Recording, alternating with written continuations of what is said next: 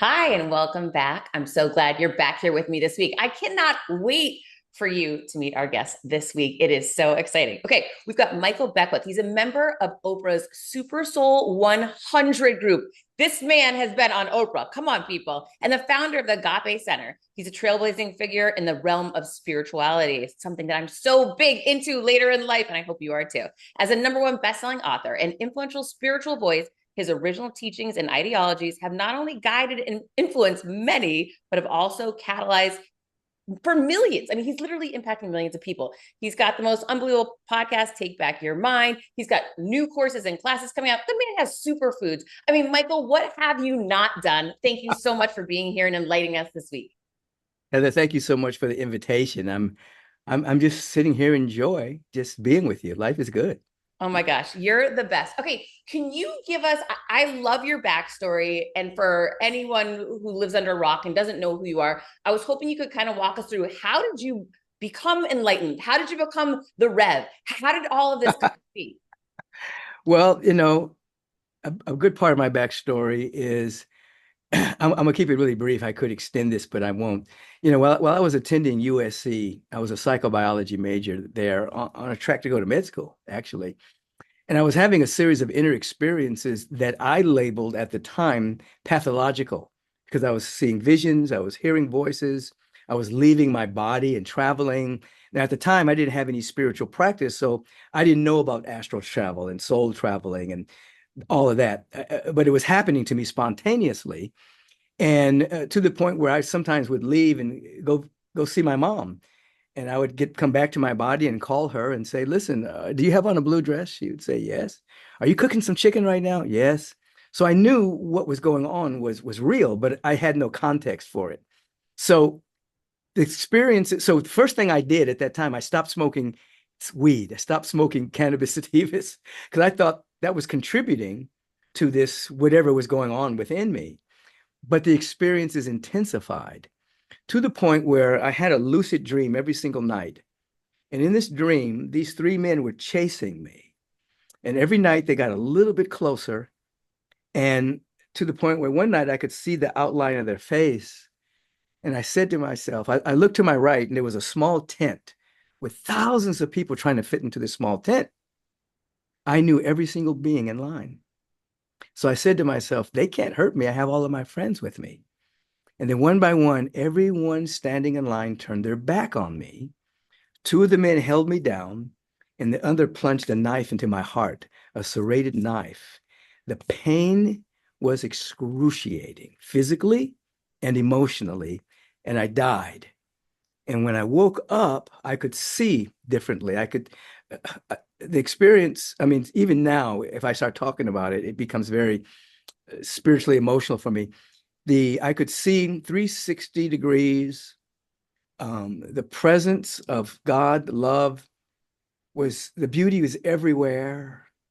The love that poured into my being was so profound. And I was just a part of everything. I would breathe in and out, and the universe would just kind of move like that. I was one. And so when I came out of that, um, everything around me was glowing with luminosity. The lint on the rug was alive. Everything was alive. And I could never get back in that box again. That everything changed for me. And I began to go on a research to find out what had happened to me. And that's when I bumped into all of the mystical teachings of Gautama the Buddha, Jesus the Christ, Zoroaster, Walter Russell, Emanuel Swedenborg. There was a lot of beings that had similar experiences that gave me an awareness that I wasn't crazy, that I actually was having some kind of an awakening. And that was the beginning of me going deep into meditation. Now, this is years ago. I had no conscious desire to be like a public person, to teach or anything like that. I was just so in love with this presence. At the time, I didn't call it God because I had come from a church and the word God meant a man in the sky that was dictating rules and sending people to hell and heaven and all that stuff. So I knew that wasn't real. So the word that I used was love beauty, because the love that I was immersed in was beyond anything I'd ever experienced humanly, and the beauty was beyond anything I could describe. So my definition of the presence of God was love beauty, and later on it became love beauty intelligence.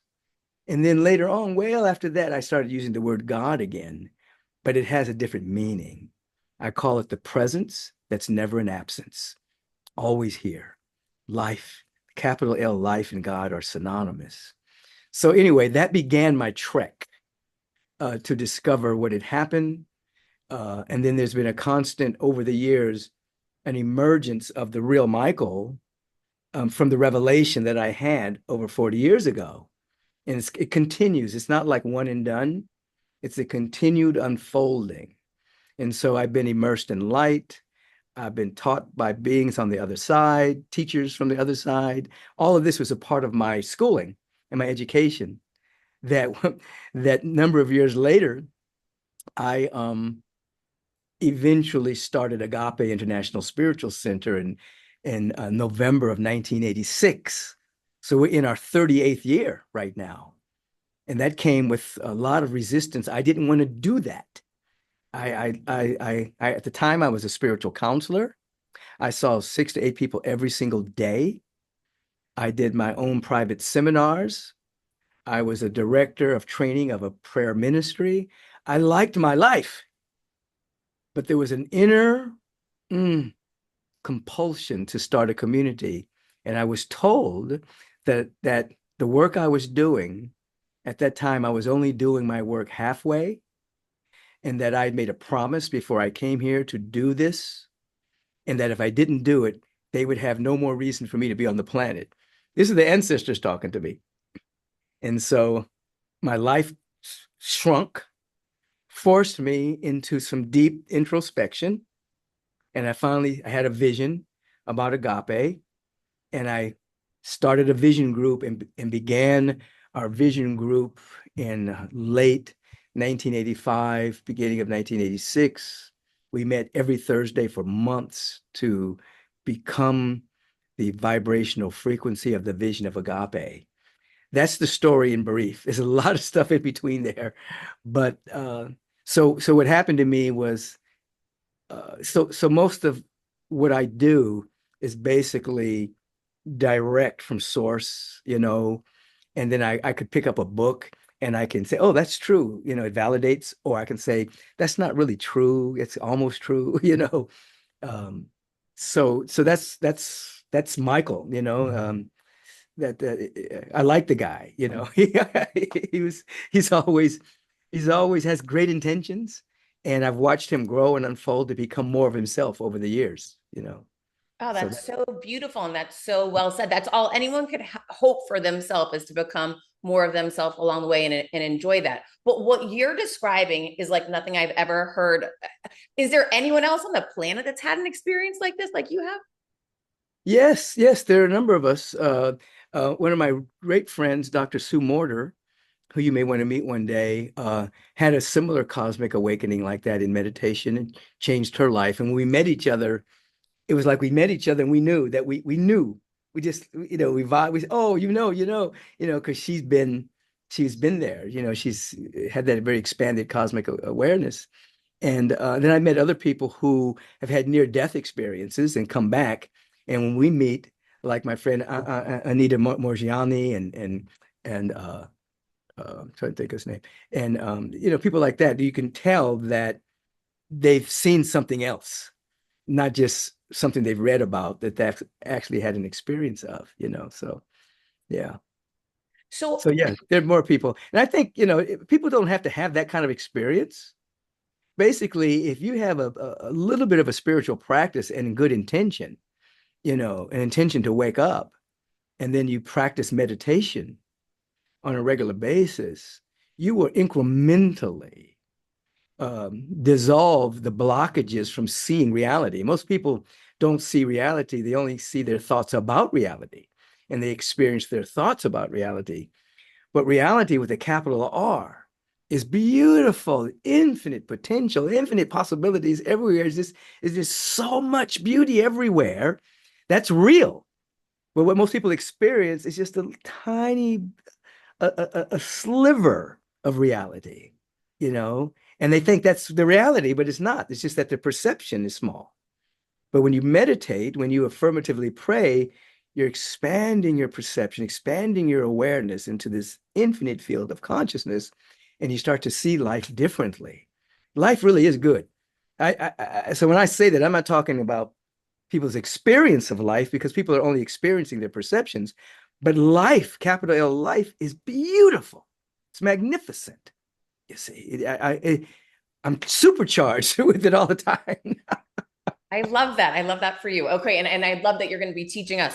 So I want to start with this because what you explain is so beautiful and the way you do it and your energy is incredible. But for everybody who isn't living the experience that you currently are and is living in this tiny little sliver that most of us are, you say spirituality, you say positive prayer or positive affirmation, Yeah. and then Affirmative prayer. affirmative prayer, and then meditation. Can you teach us a little bit about what each of those means and how we can do that? Your business gets to a certain size and the cracks start to emerge. Things you used to do in a day are taking a week. You have too many manual processes. You don't have one source of truth. If this is you, you should know these three numbers: 37,000, 25, 1. 37,000. That's the number of businesses which have upgraded to NetSuite by Oracle. NetSuite is the number one cloud financial system, streamlining accounting, financial management, inventory, HR, and more, all for you. 25. NetSuite turns 25 this year. That's 25 years of helping businesses do more with less, close their books in days, not weeks, and drive down costs. 25 years. One, because your business is one of a kind. So you get a customized solution for all of your KPIs, key performance indicators, in one efficient system with one source of truth. Manage risk, get reliable forecasts, and improve your margins. There is so much power in having all the information that you need in one place. Imagine how much more efficient you can be, how much faster you can move, and to do it with so much confidence. It's unprecedented. And the unprecedented offer that NetSuite is providing you today is going to make this possible. Right now, download NetSuite's popular KPI checklist designed to give you consistently excellent performance, absolutely free, at netsuite.com/Monahan. That's netsuite.com/Monahan to get your KPI checklist now. netsuite.com/Monahan. Absolutely. Meditation is key. It's foundational. Meditation, I call it paying undistractable attention to reality. Basically training yourself. First of all, the way I teach it, there's millions of ways to meditate because there are millions of people, and every technique is probably good. It's probably good for something. Every technique is good. So I teach you have an intention. You establish an intention when you sit down. And so let's say my intention is to wake up to my glorious nature.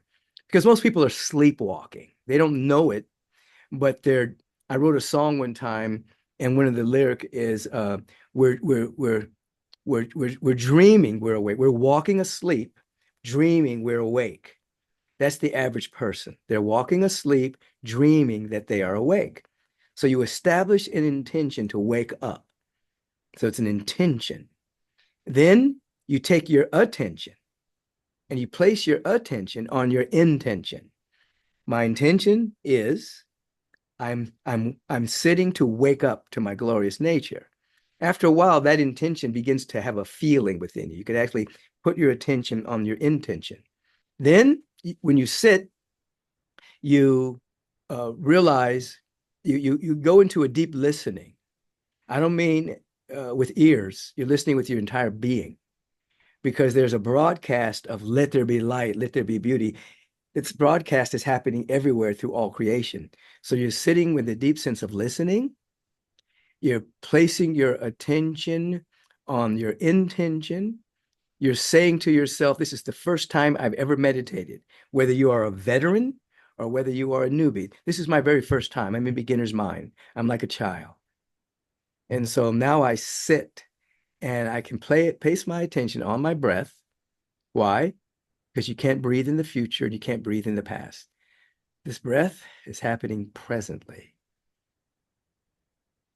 And so now my attention, I'm present with my intention, my deep listening, and my beginning consciousness.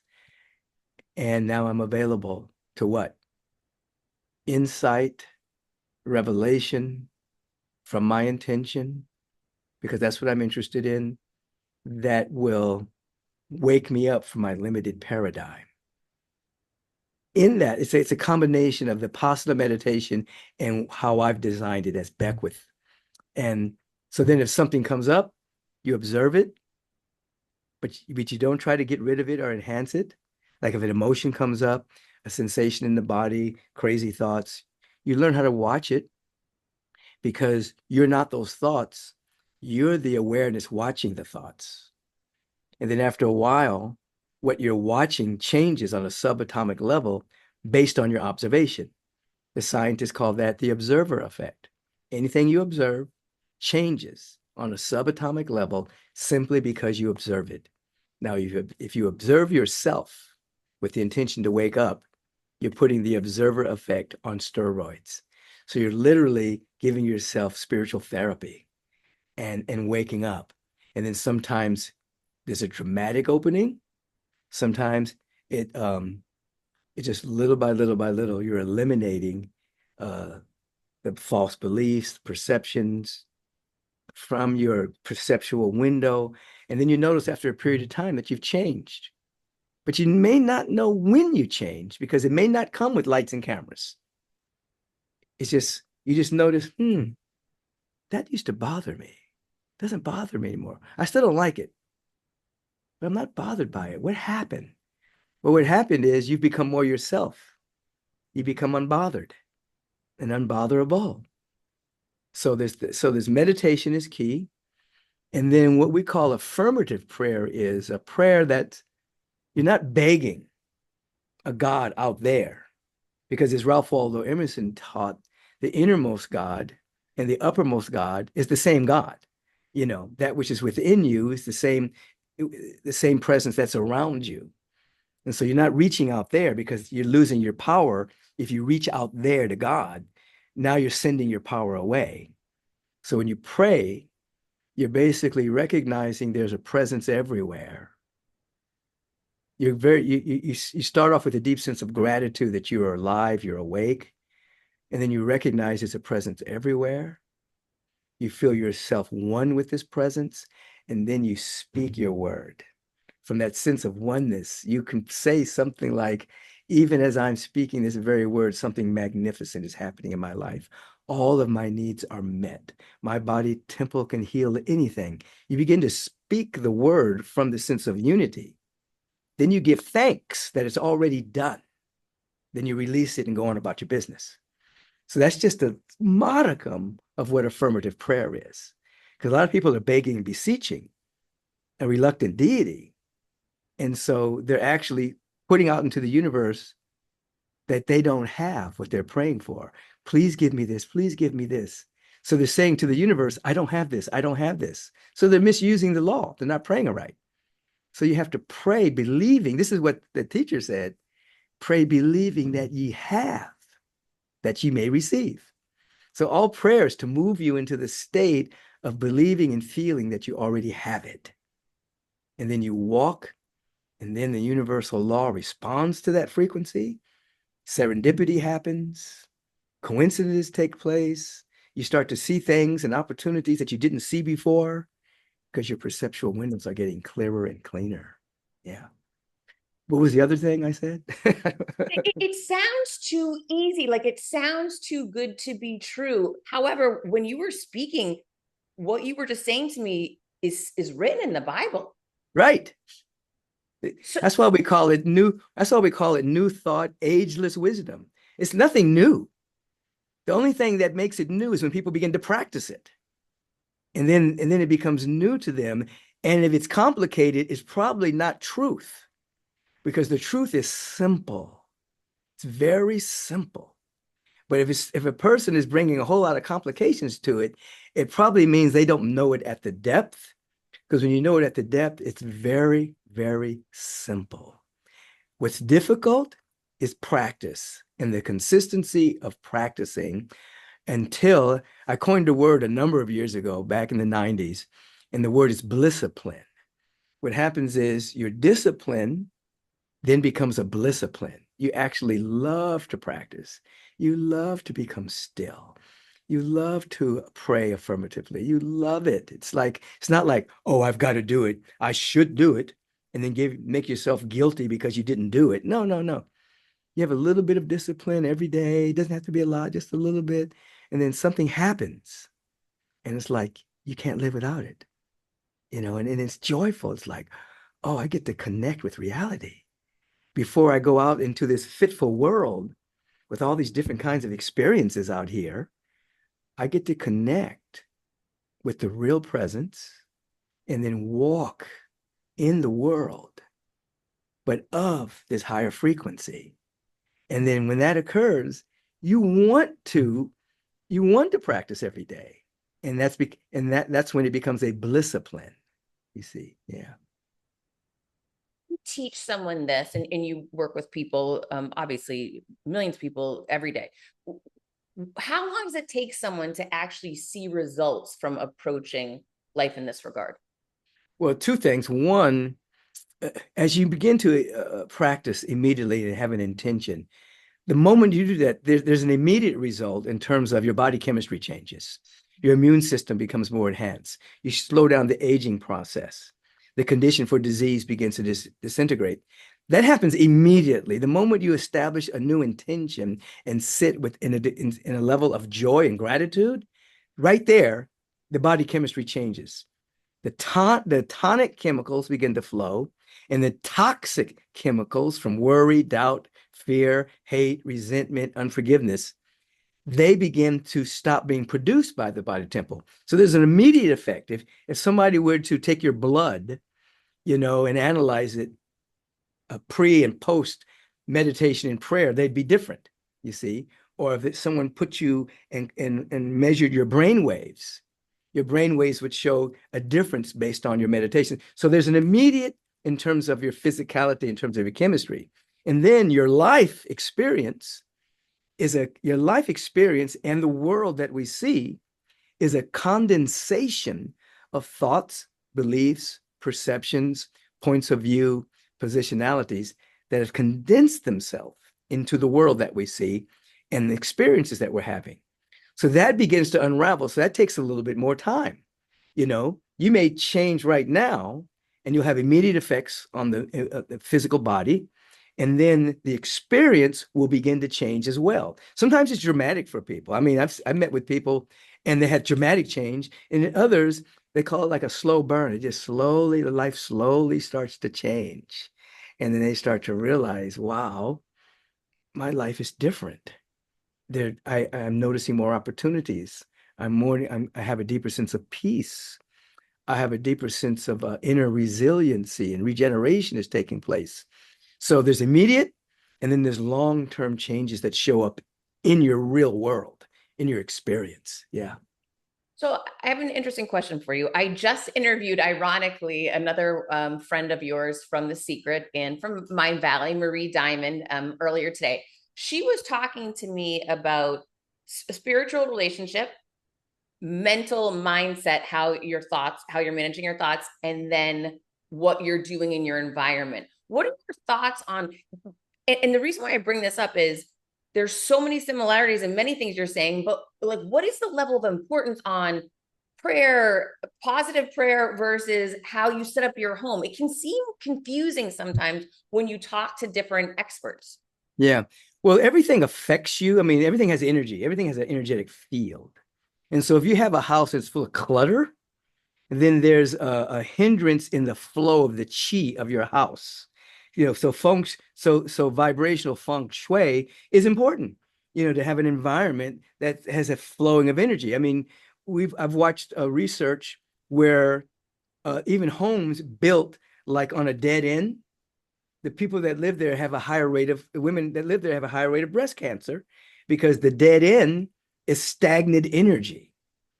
So this feng shui in your home, this feng shui in how houses are built, what direction they're built in, whether there's a dead end or whether there's a flow of energy. Obviously, there are ways of neutralizing that with water fountains and certain crystals and things of that particular nature.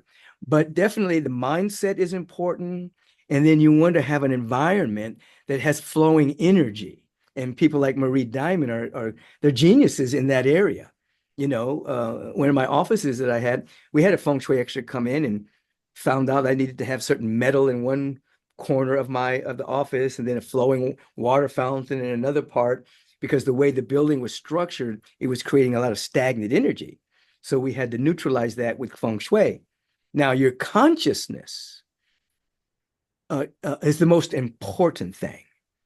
It's like you can have all the feng shui, you can have everything and be helpful, but if you're not changing your mental mindset and expanding your awareness, then you're getting limited results from the other things you're doing.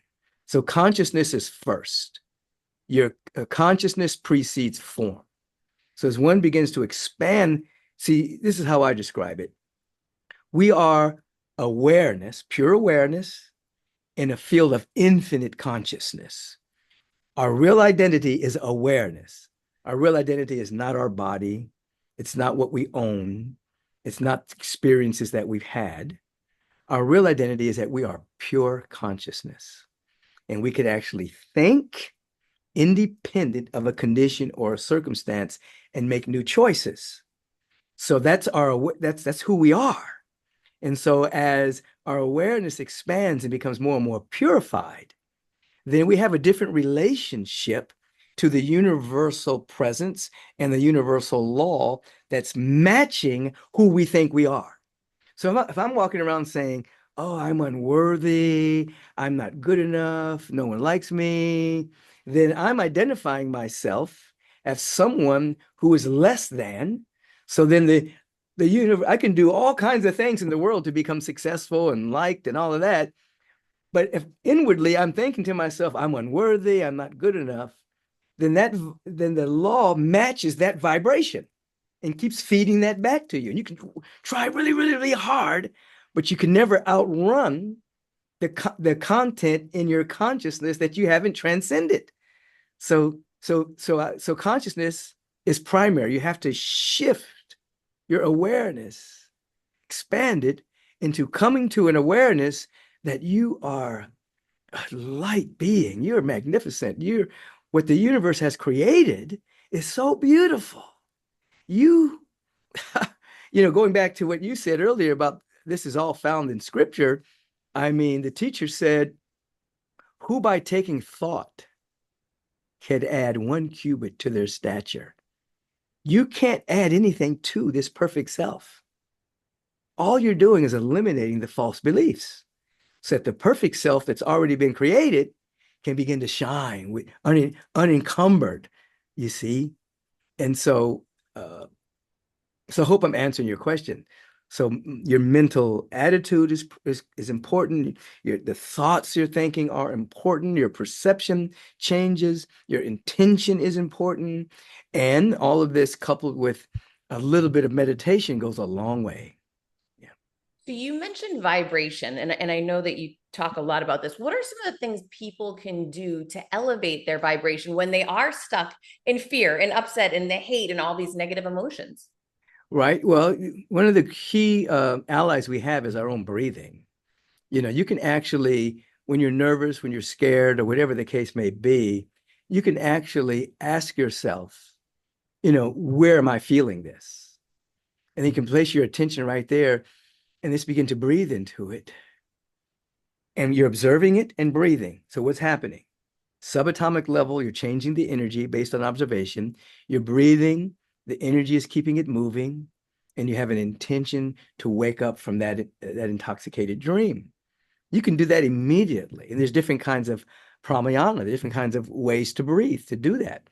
Yesterday was just with Sue Morter last night, Sue Morter and Sean Stevenson, and we had a master class. And And Sue was reminding us about the power of that in her particular presentation. That's true. I mean, before I speak anywhere, I sit down and I do connected rapid breaths. Just connect it, clean out the psychic energy, go speak. And so the other way of doing that, you can actually ask a question. Um, this is one of the things that I teach that came through me years ago. Behind every problem, there's a question trying to ask itself. Behind every question, there's an answer trying to reveal itself. Behind every answer, there is an action trying to be taken. And behind every action, there's a way of life trying to be born. So if a person is stuck in a problem, that problem is inviting us to ask a different question. So say a person is having issues with money, finances. That's the problem. The universe is wanting you to ask a question like, what is the nature of prosperity? What is the nature of prosperity and abundance? You ask that question sincerely, an answer will start to come. The nature of prosperity is that you're surrounded by abundance. You have to find a way to give something and share something and to be of service, to get things circulating in your life so you don't have bad feng shui in your mind and in your heart. And as you begin to give, opportunities open up because the hands of the givers are never empty. And then that's the answer. Then it puts you into an action. You begin to ask, what can I give today? Not how can I get, what can I give? And then maybe you give a smile. Maybe you're going to help somebody if you don't have any money, but you're in the energy flow now of giving. And then that becomes a way of life. And then opportunities for prosperity show up. I'm just using prosperity as an example. You see, behind every problem, there's a question. Behind every question, there's an answer. Behind every answer, there's an action. Behind every action, there's a way of life trying to be born. So again, these are spiritual practices that when done sincerely, change your life. They literally change how you identify yourself. Doesn't mean you become all highfalutin and you're so spiritual, you're not earthly good. It just means you're becoming more yourself. You're more comfortable with yourself. You're more at ease with yourself because it's the real you. It's not the mask of trying to fit in or hope people like you or trying to manipulate people to give you what you think they should give you. No, it's none of that. You're not into that. You're being yourself. And the universal law matches that. Blessings show up.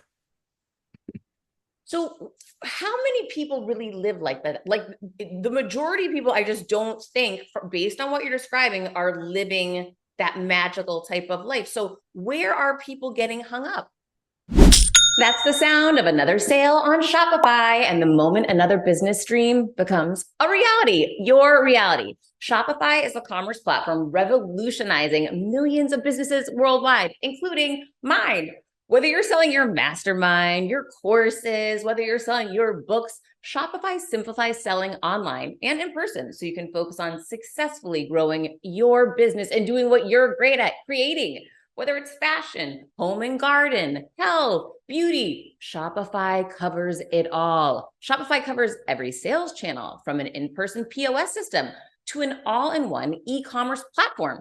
It even lets you sell across social media marketplaces like TikTok, Facebook, and Instagram.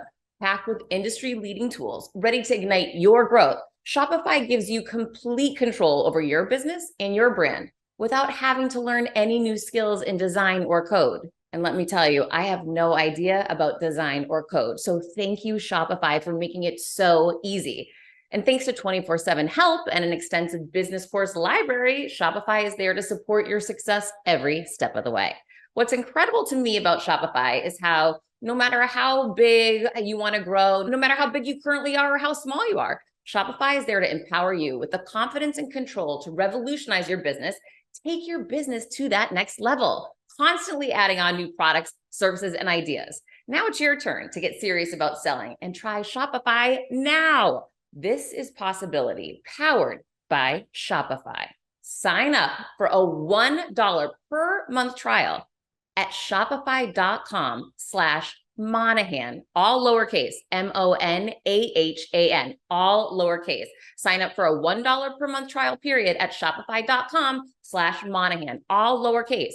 Go to shopify.com/Monahan to take your business to the next level today. Join me, shopify.com/Monahan. You can thank me later. Basically, people are, um, I, I have a podcast called Take Back Your Mind because I'm reminding people that their mind has been hijacked. It's been hijacked by the news media and that whole spinning out of negative narratives about the world. So individuals are living in this world that is not really real, but it's experienced. What do I mean by that? Just because you experience something doesn't mean it's real. Okay. And I'm going to break this down. When I was attending Morehouse College before I went to SC, we used to do a practical joke. I don't know why we called it a practical joke, but it was a joke. We would take a book of matches, strike a match, be hot, blow it out, and then we would touch a person with a cold match. They're thinking we're touching with a hot match, and they would create a heat blister on their hand. And they'd get mad, and we say, no, no, we touched you with a cold match. Follow me. Then we go to the next person, light the match, blow it out, quickly change it with a cold match, touch the person, and they burn themselves. So they were experiencing something that wasn't real. What were they experiencing? Their thoughts. So the world has taken a nightmare pill. Lack, limitation, fear, doubt, worry, scarcity, wars, rumors of wars, hate, bigotry, homophobia, racism, anti-Semitism, the world is experiencing something that's not real. And so the average person is living in fear, anxiety, anxiousness, worry, doubt. And the average person has normalized those perceptions. And because if they've normalized it, they experience it on some level. And then they have to figure out a way to have a recess from it. So there's pharmaceutical drugs, there's other drugs, there's overindulging in whatever, name whatever it is, just to have a moment of not feeling these emotions. But when in fact, your mind has been hijacked. So we're inviting people to take their mind back through very simple spiritual practices, intentions, so that they begin to witness the world, but they're not participating in it. The same way that you can witness crazy thoughts in your mind, but you're just looking at them. That's an interesting thought. I don't believe that thought. That's an interesting thought. That's not me. Where did that thought come from? And so little by little, you're changing your inner world, and you're changing, and you become a part of the energetic field that's changing the outer world. We are vibrational beings. We're more than flesh and blood. Everything is energy.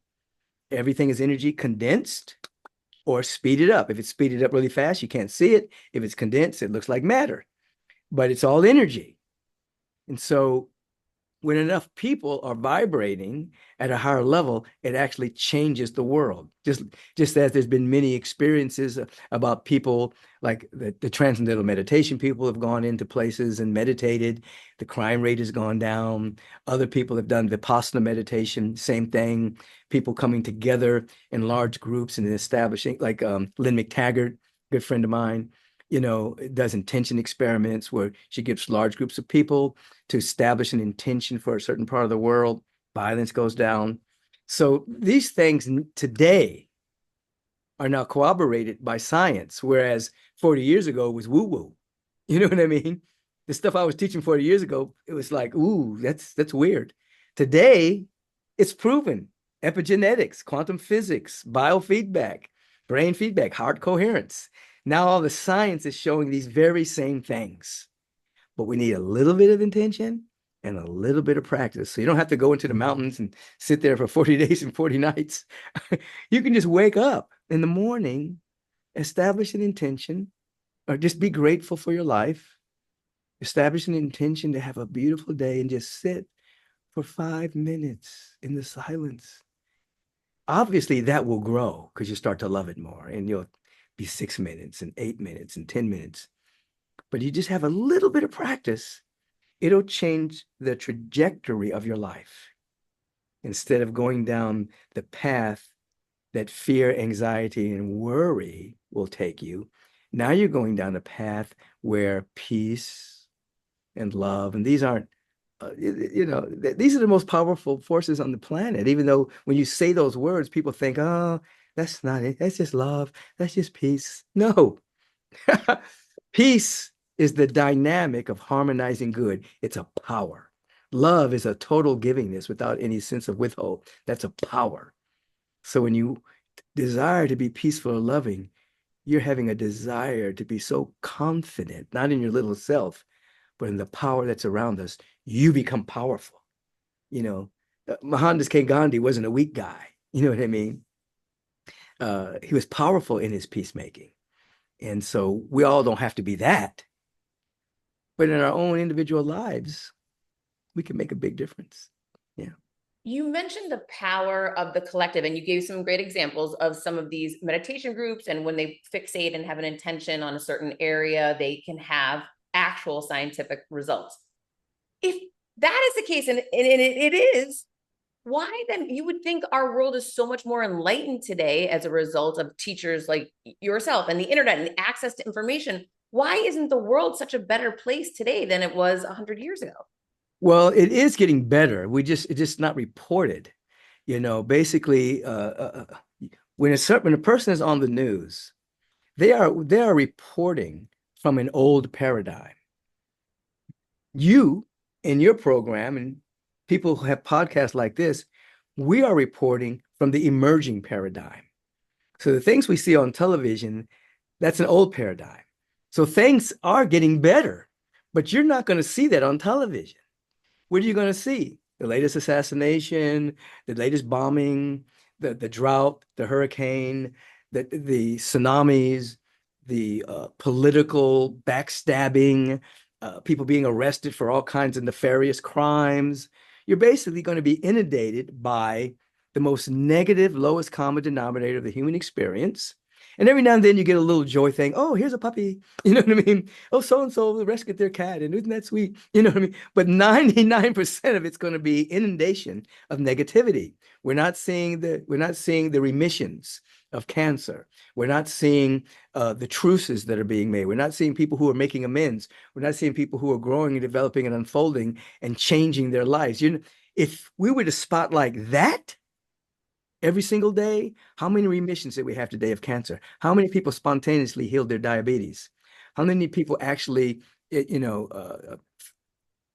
fell in love with or did deep forgiveness and with their family members or friends or so-called enemies? If that was focused on, if the news was actually the news and not the olds, because it's actually the olds, same thing every day, just happening to different people, the world would change rapidly because where our attention goes is where our energy flows. So if we were all focused on all these great things that are happening, like right now on this planet, right this second, not in the future, we have everything necessary to handle every issue right now.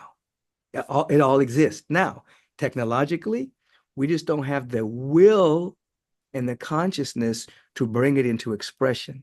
Those things are repressed so that the powers that be can continue to profit off an old way of being on the planet. We have technology to clean up the water. There's no water shortage. We have technology to have free energy. There's no energy shortage. We have all these things already exist, but the powers that be don't let that emerge. So if we pay attention to a world that works for the highest and best within us all, we will create the vibrational condition for it to emerge. And as Victor Hugo once said, you cannot stop an idea as time has come. So when this becomes, saturated in our awareness, the new ways of being in the world, which are ageless, by the way, will emerge. And I see that. You see, I've been carrying a vision and be carried by a vision for years. So I stay joyfully optimistic. Now, an optimistic is not a person that doesn't believe in problems or challenges. An optimist is simply a person that knows that there is a solution to every issue. And so I know that. So that's where I live. So, how do you advise someone who is bombarded with the messages from media, from negative people around them, from haters in their own life on the internet? How do they shift their focus from that to look to the more optimistic messages when it seems overwhelming and consuming, being pulled down by the negative ones. Right. You do a simple practice of finding one thing to be grateful for. You just wake up. Like when I wake up in the morning, I put my feet on the ground.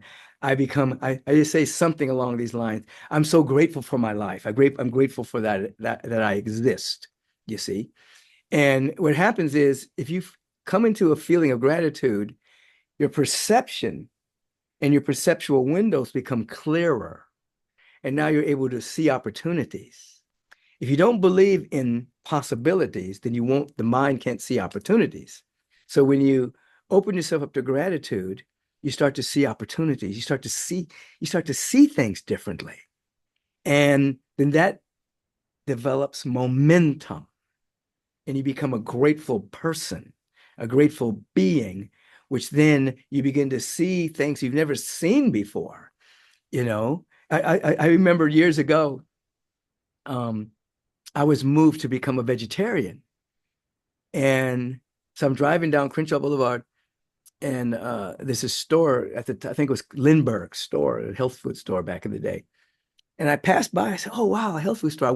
I wonder how long it's been there because I've never seen it before." So I go in, it's been there over 20 years, but I never noticed it because my attention, that wasn't important to me, eating good food. I never noticed it. It's been there in my neighborhood all these years, but I've never seen it. So once our perceptual windows get clear based on gratitude and high intention, we start to see things we've never seen before. We start to see people we've never noticed before. There's an old statement that when the pickpocket sees the Buddha, all he sees is his pockets. He can't even notice that he's the Buddha, that he's carrying enlightenment, because he's only interested in the pockets. So when we start to become grateful and look for something to be grateful for, we start to notice a different world that's hidden in plain sight. You see? And yes, the news will still be going on, but after a while, we're able to look at it. And what I teach people what to do with that is if a friend of yours calls you and says, "Oh my God, I have a backache, I have this bad diagnosis, would you pray for me?" You would say, "Yes, of course I'll pray for you." And you're going to go inside and you're going to see the best about them and hold.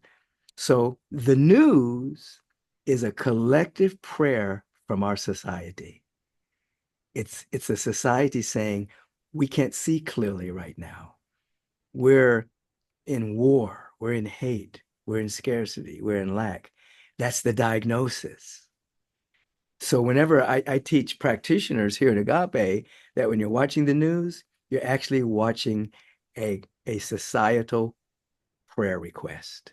And just like you would pray for your friend if they had a diagnosis of some kind, negative, it's to call you into a deeper sense of gratitude and prayer.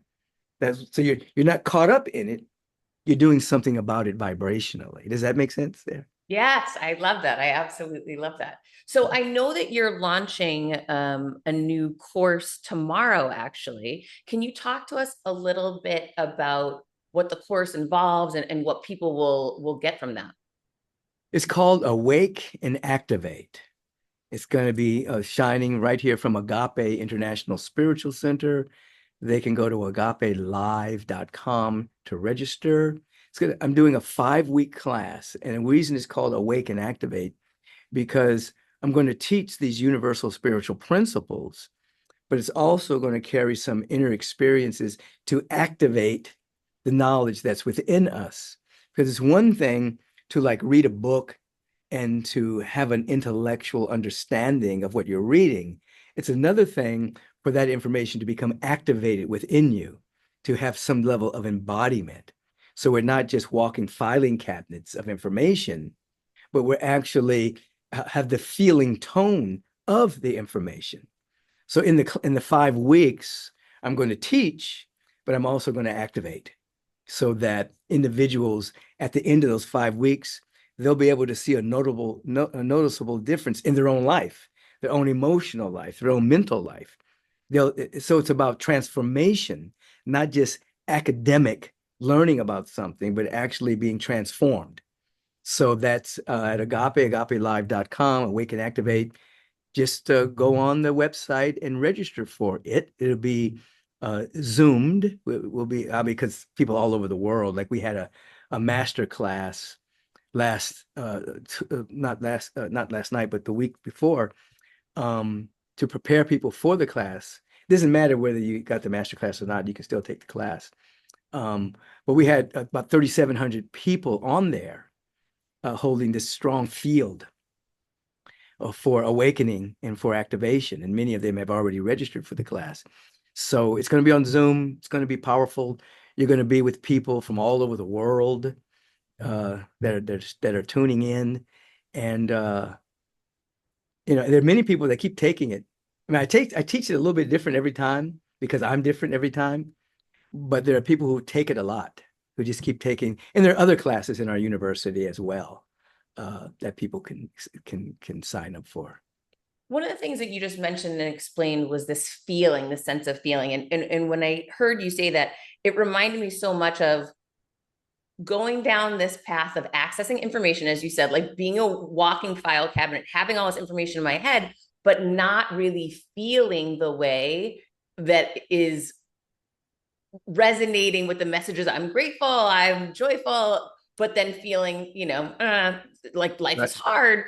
Is that some of what you're activating in people so that they can actually vibrate and feel that way? Absolutely. The feeling provides the healing, and the feeling provides the revealing of the truth that's within us. I used to have a teacher that used to say, it don't mean a thing if it don't have that feeling. And so that's it's a feeling universe.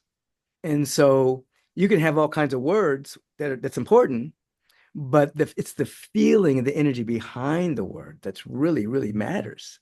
So yeah, I'm going to have exercises that actually coax people into the feeling tone. I'm going to have them being coaxed into the feeling tone of what does abundance feel like? What does prosperity feel like? You see, what does joy feel like? And then we'll learn to stabilize that. So you're living in that. And then you start to see demonstrations of that in your life by law. It's not accidental. It's repeatable results based on your inner feeling. So it's good to have the knowledge, but you have to have the knowledge with the feeling that produces more viable results. Oh my gosh, that was a huge missing part for me for a long time. Don't you think, or and I defer to you on this, but don't you think there's something about a collective of people, 3,700 people setting that intention together that will help people elevate themselves to a level they haven't reached before? Absolutely. And that's why I was prompted to start a community, Agape International, because what I teach is an authentic spiritual community grants you immunity from the lower frequencies of life. So when you're with a group of people celebrating and praying and chanting and listening to a message and having good music, that creates a field all to itself that neutralizes negative energy for thousands and thousands of people that aren't even in the assembly of people, because a field can't be contained by a wall, it's everywhere. And so, absolutely, when you're in a community or taking a class with a group of people, what happens is you start to vibrate at the highest level of whatever insight anyone has had. So that if someone's having an insight and there's an aha about something and they're starting to feel it, it affects the whole class. The whole class starts to vibrate at that level. The highest vibration wins, you see. And so taking a class with a group of people, being an authentic spiritual community that's dogma free, it's not about dogma, it's not about capitulating to some man-made rules, but it's about actually having a direct encounter with the presence of God, of love and beauty within you. You're in that kind of a community of celebration, celebrating what's already being given. Yeah, it goes a long way. I mean, solitude and silence and being alone is important, and community and being with people like the 3,700 plus people that were in this master class, that's important. It's important.